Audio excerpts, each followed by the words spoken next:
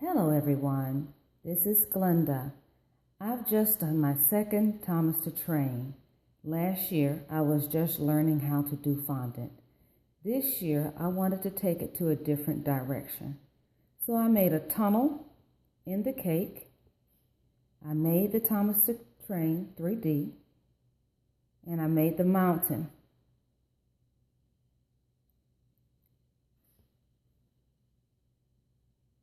Put the homemade railroad crossing.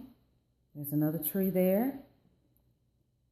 Beautiful mountains, clouds, scenery.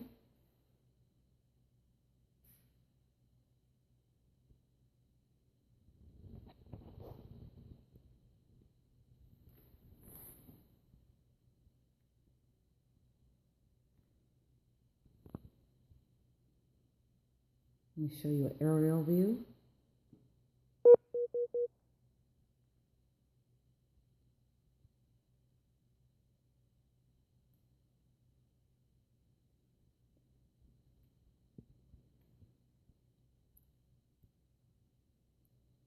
So I hope this young man loves his birthday cake.